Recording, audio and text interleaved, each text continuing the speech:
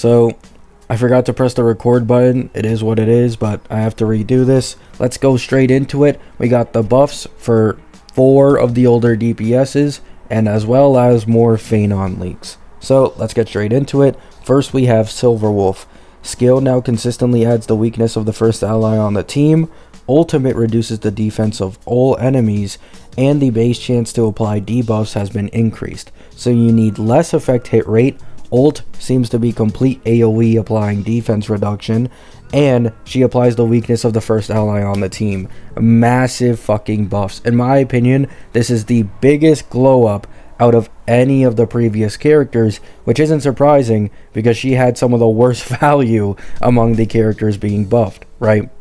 So my personal recommendation for Silverwolf mains out there, I'd recommend to try and get Cypher's Lycone for Silverwolf, because you get 24% more defense reduction, and you as well get an 18% speed boost. Now, I'm not sure how good or bad the ult up time might be without a Lycone giving energy, but being able to hit nearly 80% defense reduction with 33% res shred is disgusting. That is better than most harmonies at E0S1 in this game, if not all of them, in terms of buffing damage. Obviously, there's no AA or anything, but it's still very strong, right?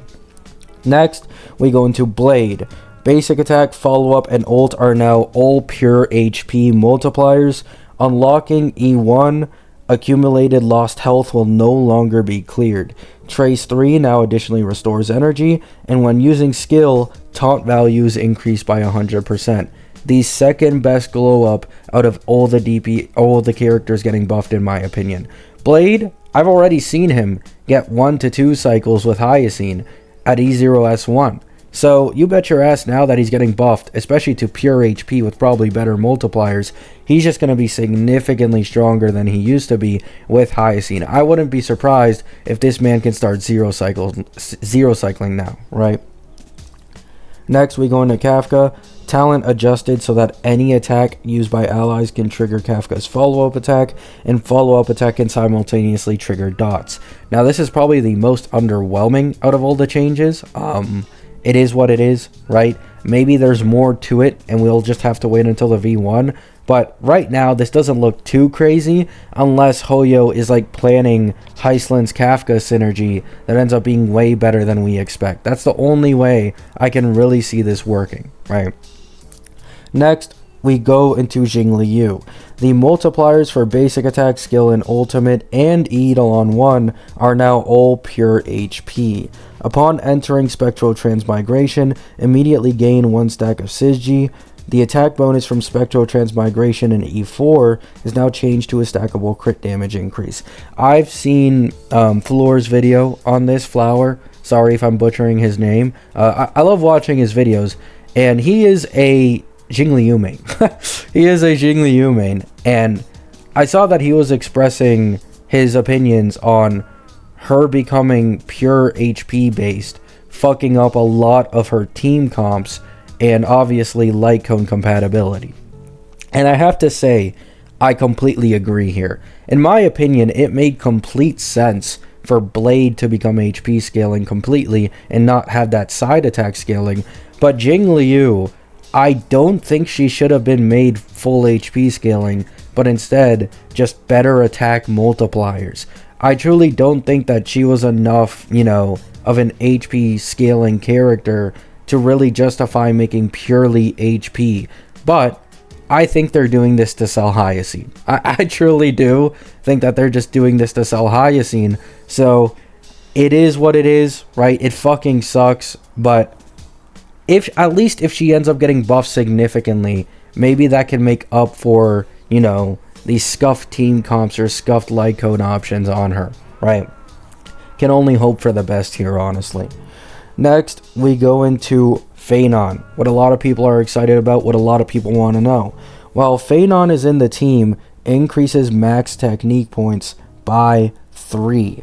Uses 2 technique points to slay all normal enemies in range. When entering battle with an elite enemy, all allies recover ?energy. When entering the territory for the first time, gains 2 additional ruin marks. After this, we have Fenon, basic attack, deals physical damage equal to a percentage of Phainon's attack to a single target enemy, gaining 1 point of memory. And for his skill, it's Blast, and he gains 2 stacks, right? Now, this is finally something juicy, what we all wanted to know. Phainon's ult consumes 12 points of memory and enters the territory Chronos Ruin Iron Tomb, transforming into blank and obtains 4 stacks of ruin. During the transformation state, he is immune to CC debuffs, increases his own attack by blank %, increases max HP by blank %, reduces damage taken by blank %. All skills deal an extra toughness reduction of own type. All self buffs are extended by 1 turn, and all other allies leave the field. Cannot gain memory stacks, right? By the way, I just want to mention real quick right here. When another ally uses their ability targeting Fenon and inflicts a buff on Fenon, Fenon will gain 1 stack of memory. He also gains a stack of memory when being targeted by enemies because, according to the leaks, he is a counter attacker. So, he seems incredibly fucking strong, and he basically has the Hule duel mechanic on a completely different level, right? Now, I want to get into a bit more farther leaks territory, right? And I want to talk about his synergy with Ceridra and what I think might be an issue upcoming, right? A lot of people have been saying Ceridra is his best in slot, and I've always been questioning why, right? Like, sure, she has good value, but can't she be replaced just fine? The leak we have for Ceridra is that whenever a DPS or whoever she puts her buff on takes a turn, they can then take another turn instantaneously after. It's not action advance, it's just another turn. This makes her the most broken support in the entirety of the game for Phainon's ult, because her buff will remain even when all allies leave the field and Fenon is in his ult state, meaning Fenon will likely take double the amount of turns during his transformation with a Ceridra on the team versus without. So this is just me kind of theory crafting here, right? But with the leaks we have of what Ceridra does, and with the leaks we have of what Fenon does, it makes a lot more sense why Ceridra is best in slot with him. She can make him take extra turns even when there's no allies on field, or she can't take a turn herself, which will just make Fenon be able to deal a lot more damage and gain stacks faster. So that's all I wanted to go through. Fenon looks absolutely crazy and amazing.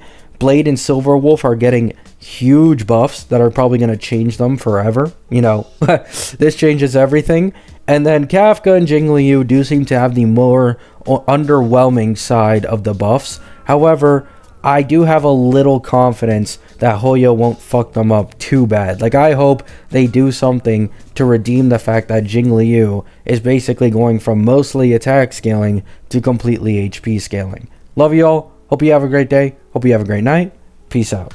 So, I literally got to update this video while making the video, right? So, there is a new leak that while in Phainon's territory, all enemies gain a physical weakness. Fenon gains 8 fixed turns inserted into the action order. After all special turns end, exit the territory and transformation. Oh, I see. Exit the territory and transformation, and all allies return to battle. All ally speed increases by X% for 1 turn. The interval between special turns is fixed at X% action value. Buff/debuff durations do not decrease during special turns. So, this confirms my Ceridra stuff. So the reason Ceridra will be best in slot with him is because she doesn't give action advance. She just makes a certain character, whoever she chooses, take another turn. So Ceridra Phainon synergy is likely going to be absolutely fucking disgusting, and for any Sunday havers, you're going to want to pull Dawn Hung Preservation 2 and 3.6, because Dawn Hung Preservation with the current leaks puts a summon on all allies on your team. And the reason why this matters is because if you're running it with Sunday, you're getting an extra 50% more damage bonus with a Sunday giving his skill to a character that has a summon on them. So, Fenon might be the most best in slot team carried DPS in the entirety of the game. This isn't to mean that he's bad or anything, right? But the gap between his best in slot team and between probably any free-to-play options is going to be fucking astronomical in all likelihood. But if you put in the investment, this guy 100% sounds like he would be stronger than Castris without any doubt. So, that's my opinion. That's all the leaks to go over. This time I'm actually out. Love you all. Peace.